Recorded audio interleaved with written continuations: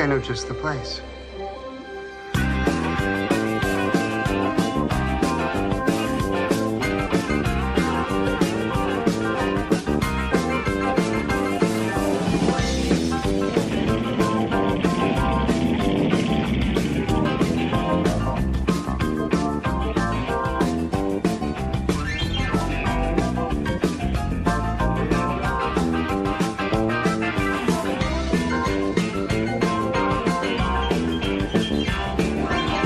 All right, what up? We're back. Warzone back in the house. As you guys can see, things have changed. We are in our final resting place here. This is the Warzone 2.0. We still have the 1.0 over at Matt's, the OG. But yeah, we'll give you guys another YouTube video. We'll have to do a tour. Go over season recap real quick. I'll just kind of go over some broad things and then let Rob dive into it. But recap, we both did August, Phil Ricardo show. Then I went on to do Mr. America in October. Made second call outs. It was a pretty good show. You know, it was in the middle of the second for a while. It was fun. Didn't, obviously place where I wanted to, but you're going up against the best of that show. And it is one of the best run shows I've ever done. I haven't done the Natural Olympia. I've heard from other people that that's also one of the craziest shows you want to try and do, but I've done we've both done over 14, 15 shows now, and that's easily one of the best shows I've ever done. After that, went to York, took first there. That was pretty fun. A lot of good bodybuilders. I just want to shout out to the United States Bodybuilding Federation. At that show, I want to say there was four P-test failures, and maybe 4 or 5, I don't remember. But anyways, with that many there, that was pretty stark because that's not a very big show. So they're doing their job, you know that. And they're not going to urine test you and then say you're cheating if they don't have concrete proof that you cheated. Right. Because there's a lawsuit waiting to happen. So kudos to them. Another note, I also did, after that show with him, where were we again? Estero, Florida, Florida Fury, USPF. We went there. Even to this day, I'll still say this on record, I do believe Rob won that show. Not because he's my training partner. I still think I looked pretty damn good, but I wasn't peaking after doing, that was my third show in a row, literally Saturday, right in a row. And I think I traveled something like almost 2,000 miles in 3 weekends. So for me, to peak at that show was difficult. I still came in pretty big and ripped, but, shout out to the young man that won. He's pretty good. He's going to have a bright future ahead of him. He's 25. It was really close between the three of us, for sure. Yeah, the lighting was just off at that venue. And now, when he brings that up, explain to them what you're talking about, because we don't get dark. negative. We don't get negative about this kind of stuff. No, it was super dark. If I was a judge there, I wouldn't even know how to judge that. It's just yeah. I've never seen lighting like that. Maybe it just. I felt bad. I don't know if something malfunctioned or if they just didn't test it ahead of time or didn't know how to work the lighting. It was just, terrible. If you see pictures of it, it was just way off. It's not like you'd see it in a normal bodybuilding competition. It was kind of a bluish light, and it was really low. Yeah, it wasn't, the lights weren't shining where they should be. They were behind us almost, I think. Yeah, and even behind us, it wasn't even very bright. There was just something going on there. You can look at our Instagram for pictures of that. But what was the name of the photographer that, do you remember I don't know. The business? She brightened the photos up, the editing. Can you pull that up on Instagram real quick while I'm talking? Yeah, shout out to this lady. She really did a good job. We'll give her the name real quick once he finds it. But I want to say something. Is it on yours? I think you posted it on yours. Yeah, we'll get her name so we can give her a shout out here. She's a ridiculously good photographer in what she does. She just... she knows what she's doing. But on that note, yeah, so we did that show. We took second and third, USBF. They paid out all three of us, which was awesome to see because we've done shows in the past where we did not get paid out. And that's, never fun for a professional bodybuilder. But, it is what it is. You still got to have fun. You do this because you love this sport at the end of the day. And, just got to roll with the punches. It wasn't the Florida Fury. It was the Florida Flashback. Florida Flashback, that's right. If you go up to, what's his name? Theo? I'm Juice. His Instagram handle, he's constantly tagging her. You'll find her on there. Because like I said, she's a really good photographer. But, so then after that, we both decided that, at the ripe ages of 29 and 30 here, we're going to take a good 2 to 4 years off. Well, I should say 3 to 4 years off. We just need a lot more time to grow.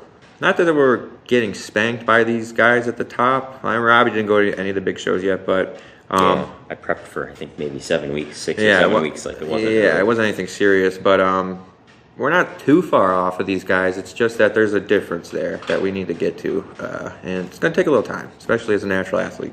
Yeah. So, yeah, that's pretty much season recap with that. We had a lot of fun last year. So you won't see us on stage till probably 2024, 25, and we'll be looking to rock and roll then. We're going to do all the big shows. Yeah, if you click on his post, recent post. Yeah, it's in here somewhere. Oh, there it is. Yeah, if you look at who he's tagging and stuff. Something photography. The stage shot one where she edited it. So yeah, anyways, on that note, we got to get into the topic that we want to talk about here. And that big topic is, I think it's this one right here. Oh yeah, there it is. And then she's creating a figure photo. Yes.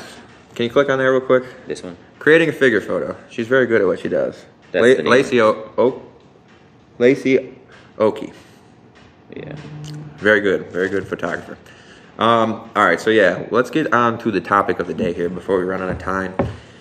So we were in a recent discussion, posing scenarios about natural bodybuilding, and I made a post online. It's got a lot of comments, and people are talking and they're chit-chatting left and right, but we're faced with scenarios, a lot of different scenarios where we have to deal with performance-enhancing drugs. At the end of the day, I want to just reiterate that people know Rob and I are all about natural bodybuilding. We love it, we do it, we breathe it, but we don't have a problem with people taking steroids at all. Not at all. It's just like when you begin to try and cheat and jump into a natural show as an enhanced person, that's where we got to stop it. And what we're trying to do is figure out ways to purify the sport. It honestly is what it is. We really want to see that this sport becomes as pure as possible, and it grows, continues to grow at the rate that it is right now, because right now it's actually flourishing pretty well. You're starting to see good payouts for these shows, and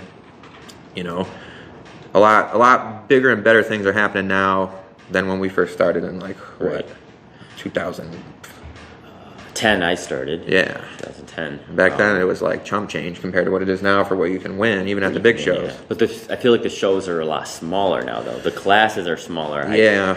And I think a lot of it has to do with the watering down of divisions. Adding all these divisions like classic physique. I mean, especially on the women's side, they got like bikini, figure.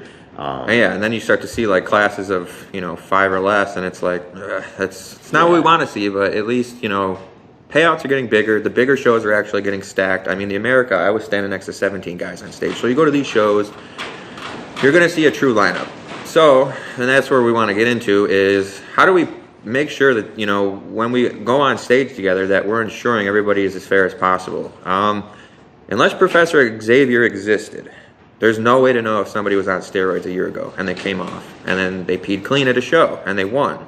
There's no way to do that. We don't have a system yet that can honestly detect what somebody was doing in their past prior to coming into a stage, especially when they're not sanctioned by any governing body because they were not competing in natural bodybuilding for all these years.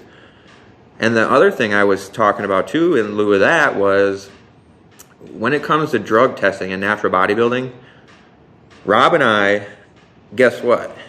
We get to pick our next show. We are not in contract to obligated to do these shows every year. We're not forced to do anything. So when we go to pick our next show, I pose the scenario where if either of us wanted to be very shady and dirty, we could take steroids, abuse them for a while, know the show date, pick the date we're going to get drug tested effectively, and begin to figure out when we're going to pee clean.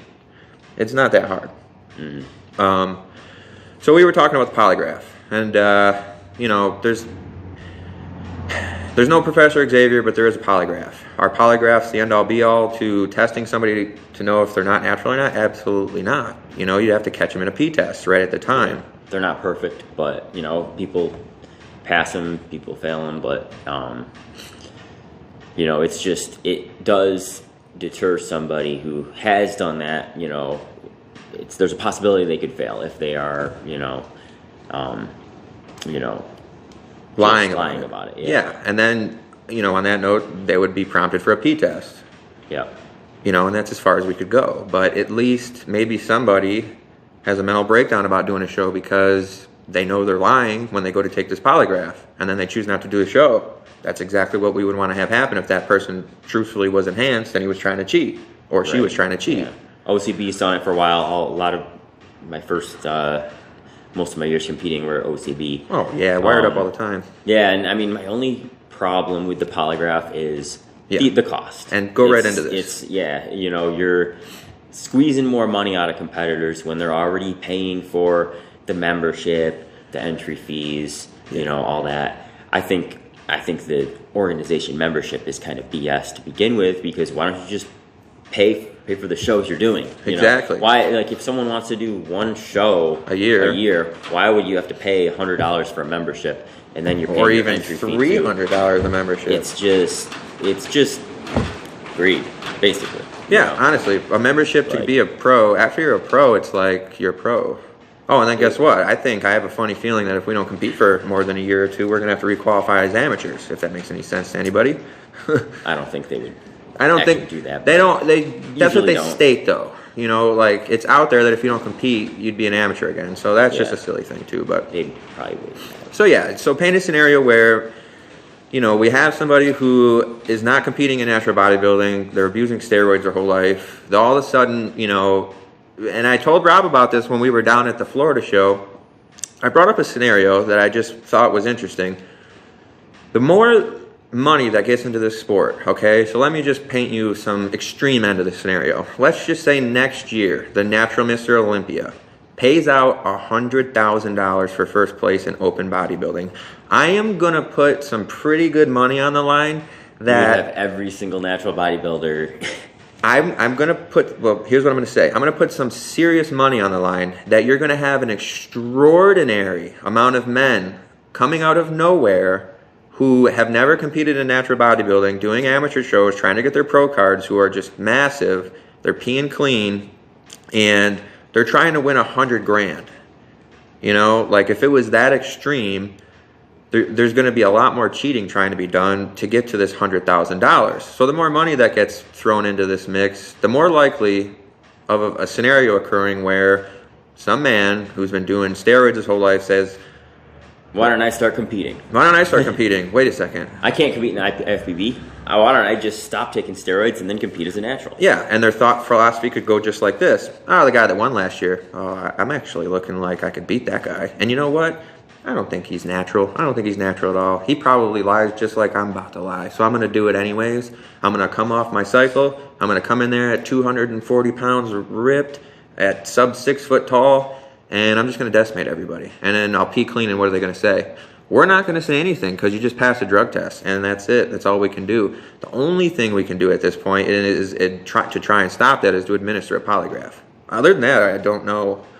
Yeah. You know what I mean? So, like, that's what we were talking about. And then, you know, we were also discussing, like Rob said, the finances of this polygraph. You know, I feel like they do definitely, it's another way to funnel money, you know, at the end of the day. It shouldn't cost, you know, hundreds of dollars for somebody to get into competing. No, and what did you say earlier when we were talking about this prior? You were talking about how you could just easily fit that polygraph fee into, like, the membership fee. That would be a good way to justify it. Yep. You know, cover your polygraph. So that way, if you did, okay, you only do one show this year. Well, we took some money from you. Oh, you plan on doing 5 shows? Looks like you're going to take some money from us because it's a one-time fee. And it covers your polygraphs. Get more sponsors for the show. I think the only way that we're ever going to get the costs down and, you know, more public interest in natural bodybuilding is to get sponsors, supplement companies, everything behind natural bodybuilding. And that's where, like, GI comes in. Generation Iron. They're starting to. Yeah, they're doing pretty good. Yep. And what's his name? Vladimir?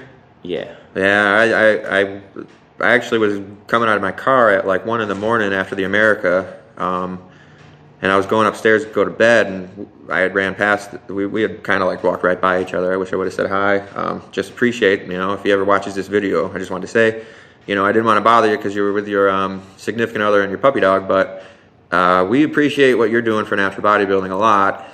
You guys are really doing exactly what he just said. We need more of that. Now we'll keep pumping out these YouTube videos and competing in bodybuilding shows and trying to get as big as we physically can and look like little mini Ronnie Colemans, but we need more of you to help spread to more of the other people like, Generation Iron. So get like other big companies out there. Cellucor.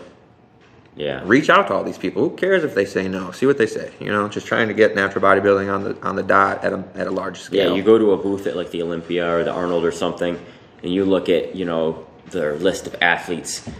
Maybe once, I think Optimum Nutrition has maybe someone, or like you'll see like one person, it'll say like, natural, whatever, or like maybe none of them are. They're all IFBB pros. They're right. all, And you know what? You brought up another good thing, while we're on this topic, is just there's too many organizations. There's one IFBB. Yeah, that's true. That's it. There's one IFBB. So all these organizations are fighting against each other, not going, with each other.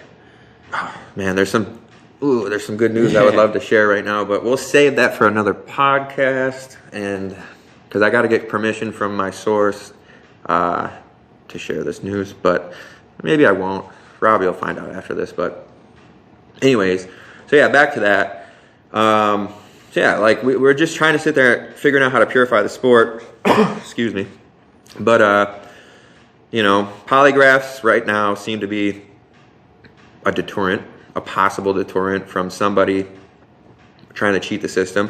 You have to urine test everybody at the end of the day, no matter what. Yeah. It doesn't matter what the polygraph says. You have to urine test somebody if you really want to prove that, they're cheating. And unfortunately, it's only on that day. Now, let's get into the last point of how to purify the sport. The biggest point. Random off-season drug testing. Yeah. We need it. We need to be called at any point in time in a random period that we're not going to know about, to go and be urine tested.